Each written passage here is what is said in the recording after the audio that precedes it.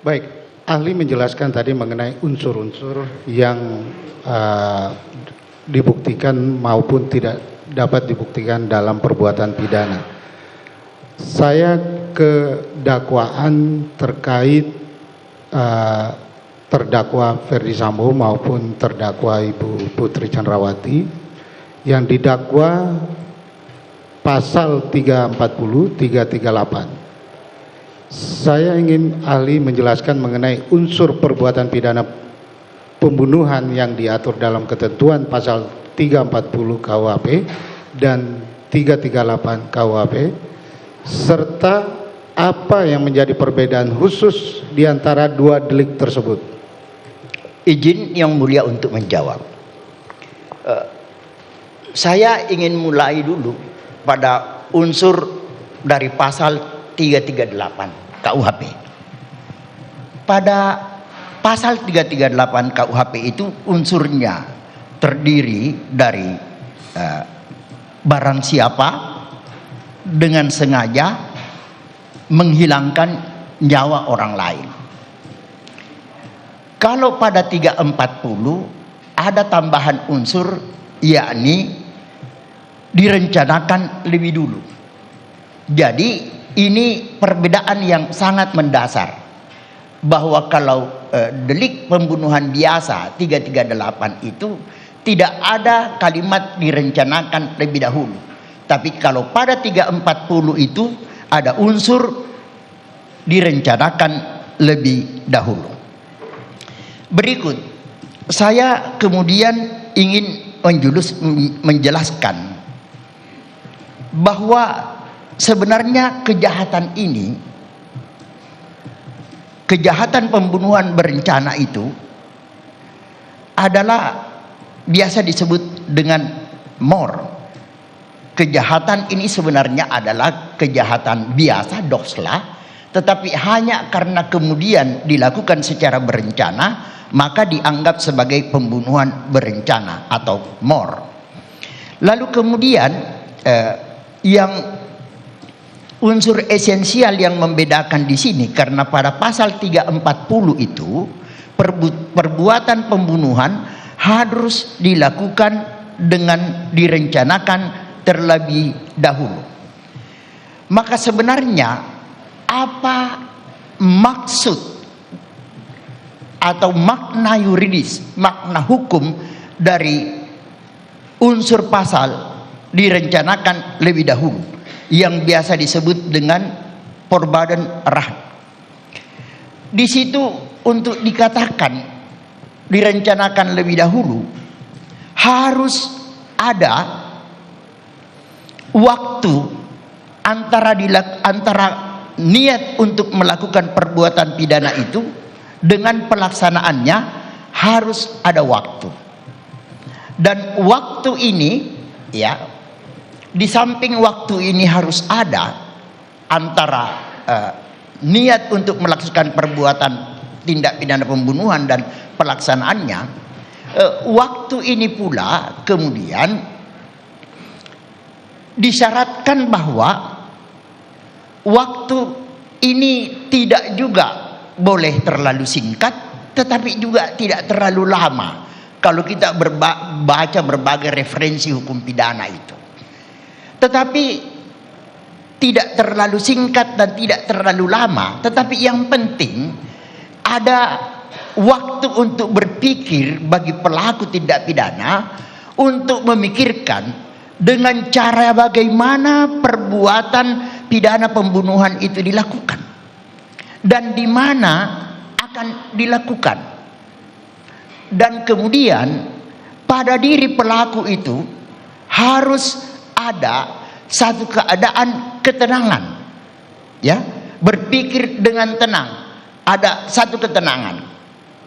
Khusus berkait menyangkut dalam kasus ini, perkenankan saya mengemukakan bahwa kalau syarat pasal ini, pembunuhan berencana ini mengisyaratkan harus ada waktu dan di mana pelakunya dapat berpikir dengan tenang, memikirkan bagaimana cara perbuatan itu dilakukan dan di mana dilakukan. Yang menjadi pertanyaan di dalam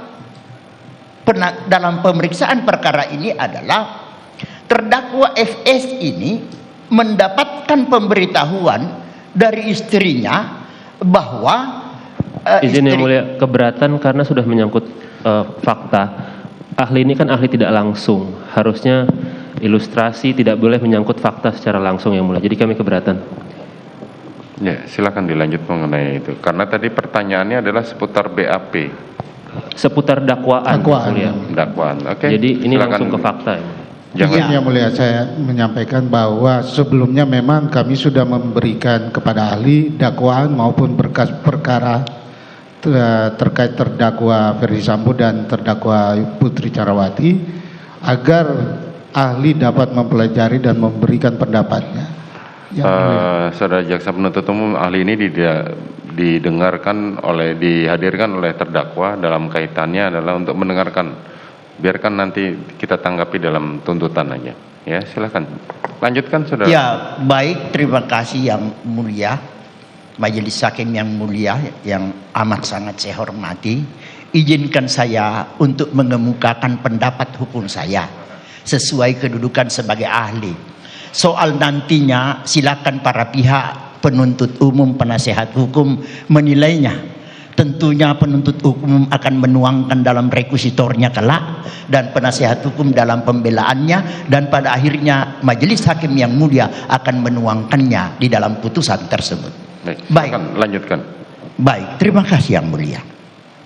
Tadi saya terpotong oleh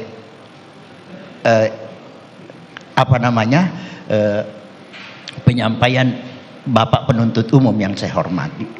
Tadi saya menjelaskan bahwa khusus berkait kasus ini, tadi saya katakan bahwa pasal 340 ini mensyaratkan adanya waktu dan ada ketenangan bagi pelaku untuk berpikir dengan cara bagaimana perbuatan pembunuhan itu dilakukan dan di mana dilakukan.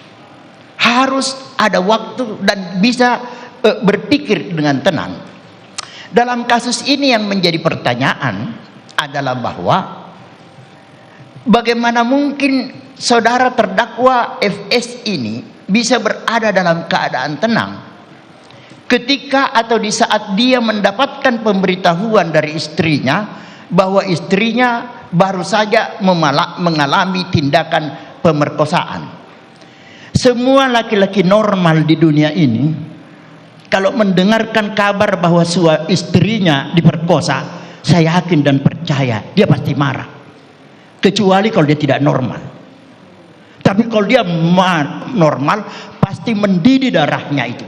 Memuncak kemarahannya. Silakan menghadap sini saja. Iya, karena itu adalah harkat dan martabat yang harus dipertahankan. Dalam kondisi yang demikian, terdakwa FS yang mendapatkan pemberitahuan tersebut, sejak menerima pemberitahuan tersebut, menurut pendapat saya sebagai ahli, dia sudah tidak dalam keadaan tenang. Dia tidak sudah dalam keadaan tenang. Tetapi berkait menyangkut secara spesifik, karena soal tenang atau tidak tenang adalah merupakan aspek kejiwaan, maka itu adalah tentu dijelaskan oleh ahli psikologi forensik. Demikian untuk sementara catatan atau pendapat saya yang mulia. Baik, ahli kami juga minta menjelaskan mengenai makna dengan sengaja dan dengan rencana terlebih dahulu dalam ketentuan pasal 340 KUHP tersebut, dan konsekuensinya terhadap pembuktian seperti apa. Lalu keadaan tenang yang tadi ahli jelaskan tersebut, apakah harus ada dari awal perencanaan hingga pelaksanaan perbuatan pidana? Iya, mohon izin yang mulia untuk menjawab. Jadi kalau menyangkut unsur direncanakan, saya tidak mengulang lagi karena tadi sudah saya jelaskan. Yang belum saya jelaskan dari pertanyaan Bapak penasihat hukum adalah mengenai bahwa sengaja, ya, sengaja. Dalam tindak pidana pembunuhan, perbuatan sengaja ini, maka harus ada perbuatan nyata, yang dengan perbuatan nyata itu memang menimbulkan akibat atau menimbulkan kematian. Dan kematian ini, kalau dalam tindak pidana pembunuhan, memang dikehendaki oleh pelaku. Kematian itu dikehendaki oleh pelaku, ya. Jadi kalau misalnya ada suatu peristiwa kematian itu tidak dikehendaki oleh pelaku lalu terjadi kematian, maka dibutuhkan analisa yang paling mendalam apakah itu masuk kategori pembunuhan atau tidak. Nah, kaitan dengan pembuktian perkara ini, tadi saya telah ketengahkan bahwa prinsip pembuktian kita dalam perkara pidana, bahwa apabila satu saja unsur dari pasal yang didakwakan, keseluruhan pasal yang didakwakan, satu saja unsur tidak terpenuhi, maka dengan demikian dakwaan dipandang tidak terbukti menurut hukum. Dan konsekuensi atau resiko hukumnya ketika dakwaan dinyatakan tidak terbukti menurut hukum adalah terdakwa tidak dapat dihukum. Demikian pendapat saya, Yang Mulia. Baik, kami lanjut. Ahli mengenai terkait dengan delik komisionis. Dimohon kepada ahli untuk menjelaskan apa yang dimaksud dengan delik komisionis, delik omisionis, delik komisionis peromisionem komisa, dan delik pembunuhan ini termasuk delik apa? Terkait perkara ini, ya. Baik, izin Yang Mulia untuk menjawab. Delik komisionis adalah delik yang berupa pelanggaran terhadap sesuatu yang dilarang dalam undang-undang. Delik ini harus dilakukan dengan cara aktif. Dengan contoh, misalnya pada delik pembunuhan. Lalu kemudian delik omisionis adalah delik berupa pelanggaran atas perintah tidak melakukan sesuatu yang diperintahkan. Misalnya seorang yang diwajibkan hadir sebagai saksi di persidangan pengadilan, kemudian dia tidak memenuhi panggilan sebagai saksi sebagaimana diatur dalam pasal 224 KUHP. Lalu kemudian terakhir delik komisionis peromisionis komisa adalah pelanggaran larangan tetapi dapat dilakukan dengan tidak berbuat. Misalnya seorang ibu yang merampas nyawa anaknya dengan tidak memberi makanan atau tidak memberi susu, sehingga dengan demikian kemudian anaknya meninggal dunia. Itulah pengetahuan hukum yang saya pahami berkenaan tentang pengertian jenis-jenis delik yang Bapak Penasihat Hukum pertanyakan. Baik, tadi ahli juga menjelaskan mengenai delik komisionis atau perbuatan aktif yang tadi ahli sudah jelaskan. Apakah delik komisionis itu atau perbuatan aktif yang ahli jelaskan itu secara hukum berlaku untuk seluruh pelaku turut serta? Baik, kalau menurut saya tentu saja berlaku kepada seluruh peserta. Harus dibuktikan peran masing-masing peserta, perbuatan apa yang dilakukan, dan atas perbuatannya itu harus dibuktikan dengan prinsip minimum van Bewijselaars, pembuktian minimum sekurang-kurangnya 2 alat bukti sebagaimana yang dimaksud di dalam pasal 184 KUHP. Demikian pendapat saya.